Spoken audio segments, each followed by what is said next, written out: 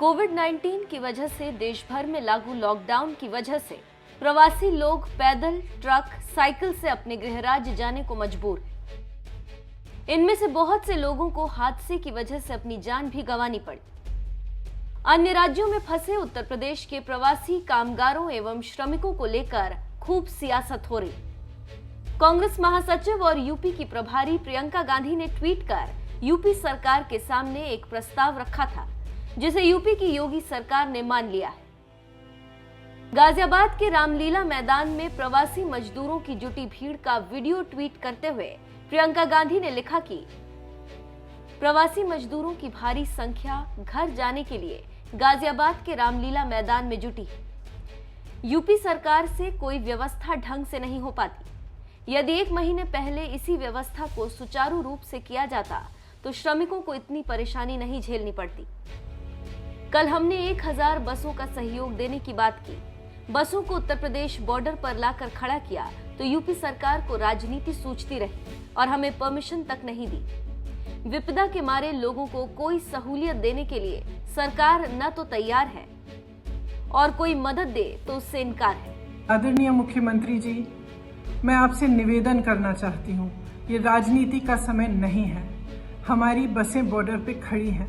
हजारों श्रमिक भाई बहन पैदल बगैर खाए पिए दुनिया भर की मुसीबतों को उठाते हुए अपने घर की ओर चल रहे हैं।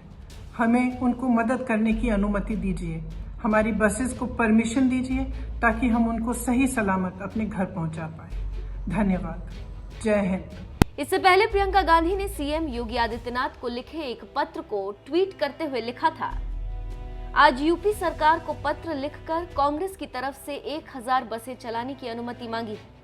रोज होती दुर्घटनाएं, असहनीय पीड़ा, अमानवीय हालात, हमारे कामगार भाई बहन और उनके बच्चे संकट के दौर से गुजर रहे हैं। मैंने सरकार से पहले भी अपील की है कि कृपया बसें चलाकर पैदल चल रहे मजदूरों को घर पहुंचाएं। केवल आज के ही दिन में 3 भीषण दुर्घटनाएं घट गई। ये मजदूरों को अकेले छोड़ देने का वक्त नहीं है।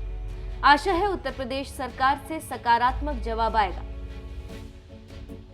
प्रियंका गांधी ने योगी आदित्यनाथ सरकार के सामने अन्य राज्यों में फंसे प्रवासी कामगारों एवं श्रमिकों के लिए 1000 बसों का प्रस्ताव रखा था, जिसे योगी सरकार ने स्वीकार कर लिया है और उनसे बसों और ड्राइवरों की लिस्ट मांगी है। सोमवार को यूपी सरकार के अपर मुख्य सचिव अवनीश अवस्थी ने प्रियंका को चिट्ठी लिखकर बताया है कि सरकार ने प्रवासी मजदूरों के संबंध में उनके प्रस्ताव को स्वीकार कर लिया है।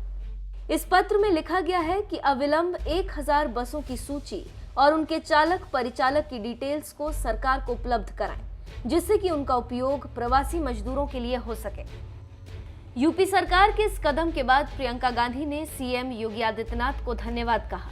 प्रियंका ने ट्वीट कर लिखा, आदित्यनाथ जी, महामारी के समय इंसान की जिंदगी को बचाना, गरीबों की रक्षा करना, उनकी गरिमा की हिफाजत करना हमारा नैतिक दायित्व और अधिकार है। कांग्रेस इस कठिन समय में अपनी पूरी क्षमता और सेवा व्रत के साथ अपने कर्तव्यों का पालन कर रही है। ये बसें हमारी सेवा का विस्तार है। हमें उत्तर प्रदेश में पैदल चलते हुए हजारों भाई बहनों की मदद करने के लिए कांग्रेस के खर्चे पर 1000 बसों को चलवाने की इजाजत देने के लिए आपको धन्यवाद।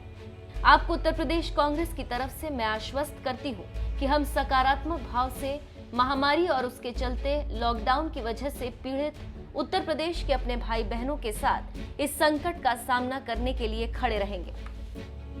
गौरतलब है कि हाल ही में यूपी लौट रहे 24 प्रवासी मजदूरों की औरैया के पास एक दुर्घटना में मौत हो गई थी, जिसके बाद प्रवासी मजदूरों की वापसी पर राजनीति तेज हो गई थी।